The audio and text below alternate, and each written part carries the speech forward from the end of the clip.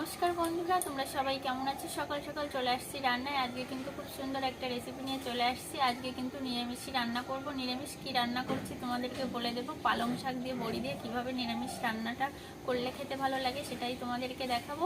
আর ভালো লাগলে অবশ্যই সাবস্ক্রাইব করবে, লাইক করবে, শেয়ার করবে। চলো বন্ধুরা, ক্ষেত থেকে পালং শাক তুলে আনবো।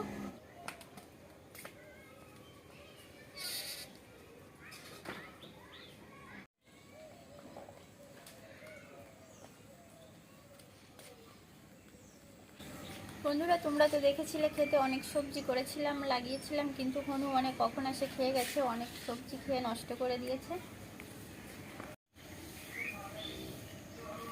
দেখো বন্ধুরা, পালং শাকের এই ডোকগুলো কত বড় বড় হয়েছে। এরকম ডোক দিয়ে কিন্তু মাছ দিয়ে রান্না করলে, ঝোল করলে খেতে খুব ভালো লাগে, পাতলা ঝোল করলে। আর আজকে তো যেহেতু আমি বড়ি দিয়ে তোমাদের একটা নিরামিষ রান্না করে দেখাবো, আমি এরকম সাইজের ডোকগুলো কেটে নেব। দেখো, দেখলেই জিভে জল চলে আসছে, মনে হচ্ছে কাঁচাই খেয়ে নিই। এই যে দেখো, পাতাগুলো কত বড় বড় হয়েছে, কেটে নেব।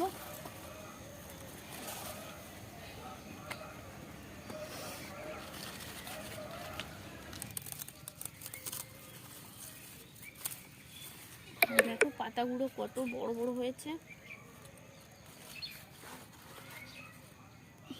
দেখো বন্ধুরা, বাঁধাকপিগুলো দেখতে কতটা ভালো লাগছে, এরকম হয়েছে। আর এরকম হলেই হনুমানে এসে খেয়ে নষ্ট করে দিয়েছে। ফুলকপি তো একটাও খেতে পারিনি, নষ্ট করে দিয়েছে হনুমানে।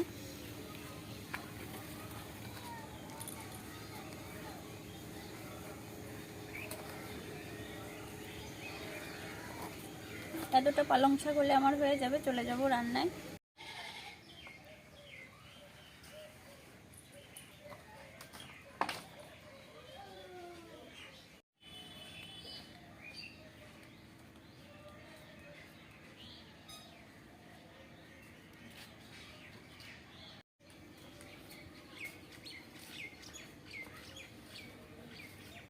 পালং শাক কেটে নেব।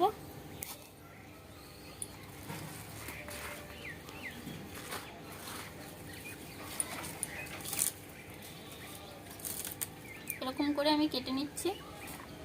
তোমরা তোমাদের পছন্দ অনুযায়ী কেটে নেবে, আর পোকা টোকাগুলো একটু দেখে নেবে।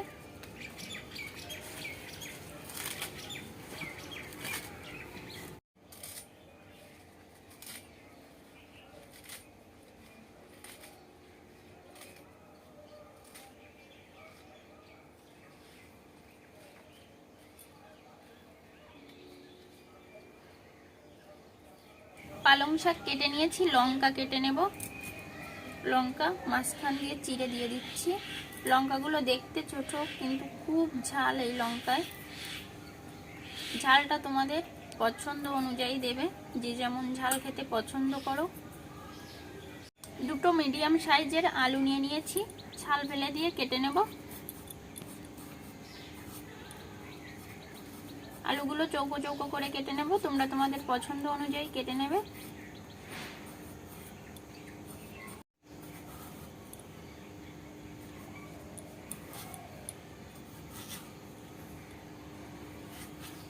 দেখো বন্ধুরা, এভাবে আমি চৌকো চৌকো করে কেটে নিয়েছি। নিরামিষি রান্নায় কিন্তু একটু আলু দিলে খেতে ভালো লাগে। আলুটা দেওয়ার চেষ্টা করবে, তাহলে রান্নাটা খেতে আরো বেশি ভালো লাগবে। ভালো করে পালং শাক আলু ধুয়ে পরিষ্কার করে চলে আসবো রান্নায়। উনুন ধরিয়ে নিয়েছি, কড়াই বসিয়ে দেব।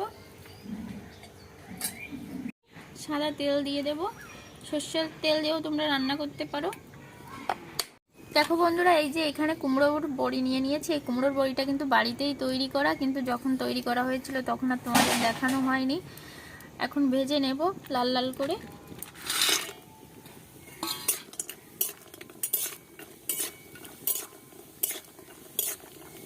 ভেজে নিয়েছি, তুলে নেব।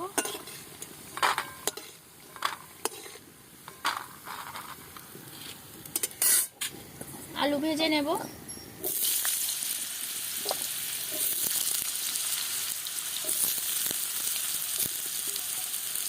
আলুও লাল লাল করে ভেজে নেব, তুলে নেব।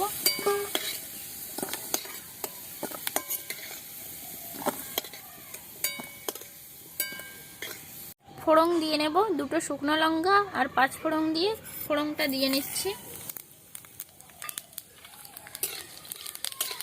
কেটে রাখা পালং শাক দিয়ে দেব।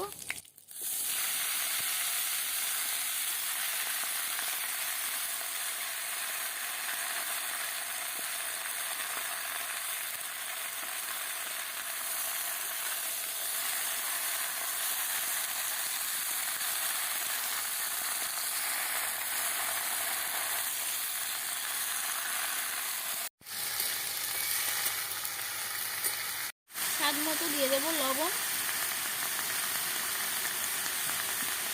পরিমাণ মতো হলুদ দিয়ে দেব, একটু নেড়ে চেড়ে নেব।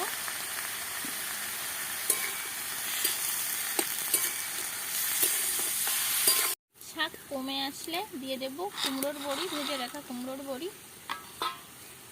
ভেজে রাখা আলু দিয়ে দেব, একটু নেড়ে নেব।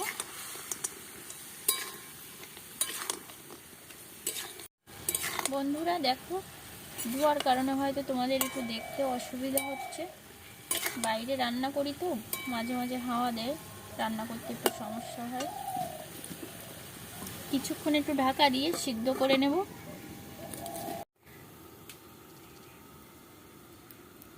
ঢাকা খুলে দেখে নেব। দেখো বন্ধুরা, কালারটা কতটা সুন্দর হয়েছে, দেখতেও খুব সুন্দর লাগছে, ঘ্রাণটাও খুব সুন্দর বেরোচ্ছে। একটু নেড়ে চেড়ে ভেজে নেব, জলটা একটু শুকিয়ে নেব। বন্ধুরা রান্না হয়ে গেছে, নামিয়ে নেব। আর এই রান্নাটায় কিন্তু আমি কোনো প্রকার জল ব্যবহার করিনি, এই শাক থেকে যে জলটা বেরিয়েছিল সেই জল দিয়েই আমি রান্না করে নিয়েছি। একটা প্লেটে আমি ঢেলে নিচ্ছি। আর যে সকল বন্ধুরা তোমরা দেখছো, ভালো লাগলে অবশ্যই একটু লাইক করবে। আর তোমরা সবাই ভালো থাকবে, সুস্থ থাকবে, আমার রান্নাগুলো দেখতে থাকবে।